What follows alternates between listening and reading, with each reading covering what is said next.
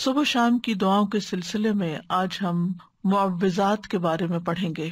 معوذات کا معنی ہوتا ہے قل هو اللہ احد، قل اعوذ برب الفلق اور قل اعوذ برب الناس۔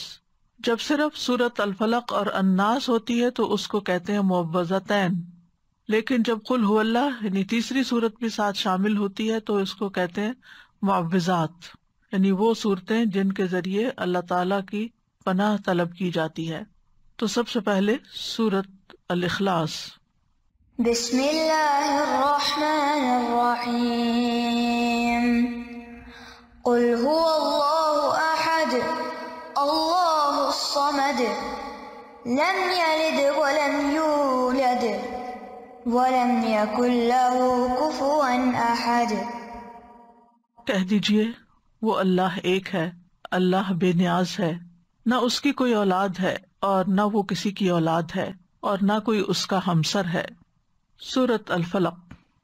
بسم اللہ الرحمن الرحیم قل اعوذ برب الفلق من شر ما خلق ومن شر غاسق اذا وقب ومن شر النفاثات في العقد ومن شر حاسد اذا حسد۔ کہہ دیجئے میں صبح کے رب کی پناہ لیتا ہوں اس چیز کے شر سے جو اس نے پیدا کی، اور اندھیری رات کے شر سے جب وہ چھا جائے، اور گرہوں میں پھونکنے والیوں کے شر سے، اور حسد کرنے والے کے شر سے جب وہ حسد کرے۔ سورۃ الناس۔ بسم اللہ الرحمن الرحیم قل اعوذ برب الناس ملک الناس الہ الناس من شر الوسواس الخناس الذي يوسوس في صدور الناس من الجنة والناس۔ کہہ دیجئے میں پناہ لیتا ہوں لوگوں کے رب کی، لوگوں کے بادشاہ کی، لوگوں کے معبود کی، وسوسہ ڈالنے والے کے شر سے جو پلٹ پلٹ کر آنے والا ہے، جو لوگوں کے سینوں میں وسوسہ ڈالتا ہے جنوں اور انسانوں میں سے۔ معوذات کی اپنی ایک فضیلت ہے جو احادیث سے ہمیں پتہ چلتی ہے، خاص طور پر سورۃ الفلق اور الناس کی۔ رسول اللہ صلی اللہ علیہ وسلم نے فرمایا، کیا تم نہیں دیکھتے کہ آج کی رات ایسی آیات اتری ہیں کہ ان کی مثل کبھی دیکھی نہیں گئی، اور وہ قل اعوذ برب الفلق اور قل اعوذ برب الناس ہیں۔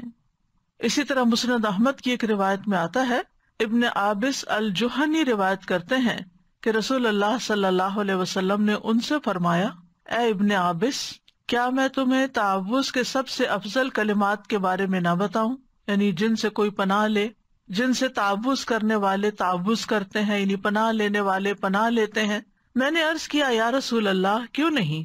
تو آپ نے فرمایا یہ دو صورتیں ہیں، قل اعوذ برب الفلق اور قل اعوذ برب الناس۔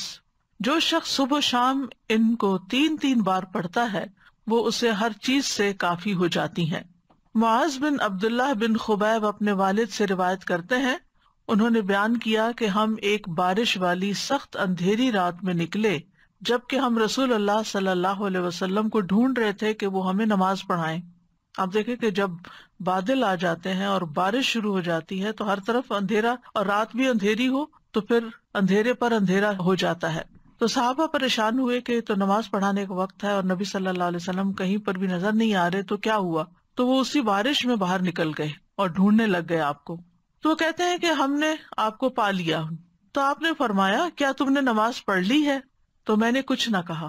تو آپ نے فرمایا کہو، تو میں کچھ نہ بولا۔ آپ نے پھر فرمایا کہو، تو بھی میں کچھ نہ بولا۔ آپ نے فرمایا کہو، تو میں نے عرض کیا اللہ کے رسول صلی اللہ علیہ وسلم میں کیا کہوں؟ آپ نے فرمایا کہو قل هو اللہ احد، پوری سورت، اور معوذتین یعنی قل اعوذ برب الفلق اور قل اعوذ برب الناس۔ صبح اور شام 3 بار یہ کہو تو ہر چیز سے تمہاری کفایت ہو جائے گی، یعنی تم ہر طرح کے شر سے محفوظ ہو جاؤ گے۔ امام شوکانی کہتے ہیں کہ اس حدیث میں دلیل ہے کہ ان سورتوں کی صبح اور شام تلاوت کرنا ہر اس چیز سے کفایت کرتا ہے جس سے انسان ڈرتا ہے، جو بھی اس کے خوف اور وہم اور وسوسے اور اندیشے ہوتے ہیں، خواہ وہ کچھ بھی ہو، تو ان چیزوں سے اللہ تعالیٰ اس کو بچا لیتا ہے۔ جہاں تک سورت الاخلاص کا تعلق ہے تو یہ سورت خالصتاً اللہ تعالیٰ کی صفات اور پاکی بیان کرنے پر مشتمل ہے، یعنی جب انسان اس کو پڑھتا ہے تو انسان اپنی توحید کو خالص کرتا ہے کہ میں اے رب تجھے اکیلا مانتا ہوں اور سب سے بڑا مانتا ہوں۔ قل هو اللہ احد میں آپ دیکھیے اللہ تعالیٰ اپنی ربوبیت میں، الوہیت میں، الہ ہونے میں، تمام اسماء و صفات میں اکیلا ہے، کسی صفت میں اس کا کوئی شریک نہیں۔ اللہ الصمد، الصمد کے بارے میں 3 اقوال ہیں۔ الصمد وہ سردار جس کی طرف لوگ قصد کر کے جائیں جس سے بڑا کوئی سردار نہ ہو، یعنی سب سے بڑا سردار۔ الصمد وہ جو نہ کھاتا ہو نہ پیتا ہو۔ الصمد وہ جو بے نیاز ہو، کسی کا محتاج نہ ہو۔ تو ان معنی کی بنا پر یہ لفظ صرف اللہ تعالیٰ ہی کے لیے استعمال ہو سکتا ہے، اللہ الصمد۔ ابو ہریرہ کہتے ہیں کہ یہ وہ ہستی ہے جو ہر ایک سے بے نیاز ہے جبکہ ہر کوئی اس کا محتاج ہے۔ ہم اپنی تمام حاجتوں میں، ضرورتوں میں اسی کی طرف رجوع کرتے ہیں۔ لم یلد ولم یولد، اس میں بھی اللہ تعالیٰ کی کامل بے نیازی نظر آتی ہے کہ اس کو پیدا ہونے کے لیے کسی کی ضرورت نہیں تھی اور نہ ہی اسے کسی اولاد کی ضرورت ہے کہ جو اس کا سہارا بنے۔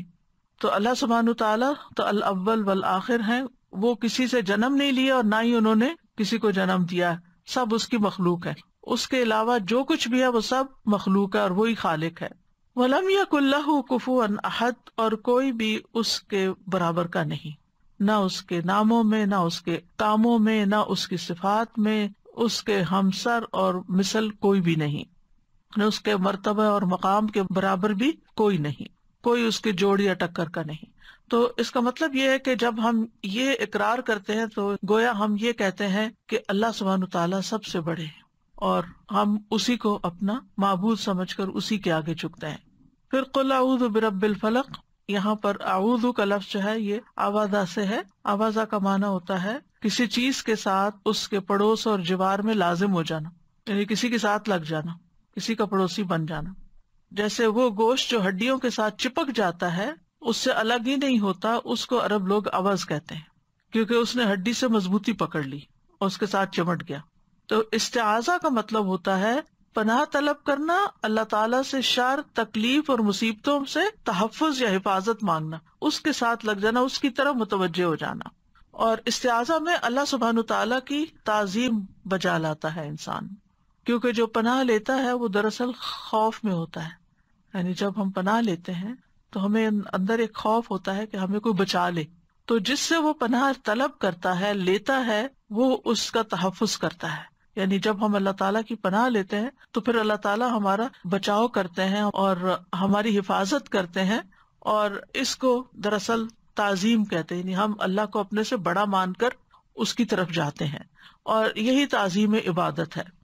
آپ دیکھیں کہ دنیا کی زندگی جو ہے وہ بہت سی آفات، تکلیفوں اور مصیبتوں سے بھری ہوئی ہے۔ انسان کے بہت سے دشمن ہیں، جن بھی، انسان بھی، اور مخلوق میں سے اور چیزیں بھی اس کو نقصان دیتے ہیں، جیسے کیڑے مکوڑے، وحشی جانور، بے شمار چیزیں ہیں۔ تو انسان کو ان ساری چیزوں سے بچنے کے لیے، ان سارے دشمنوں سے حفاظت کے لیے کوئی ایسی ہستی چاہیے جو ان سب کو کنٹرول کر سکے، اور وہ صرف اور صرف اللہ کی ذات ہے۔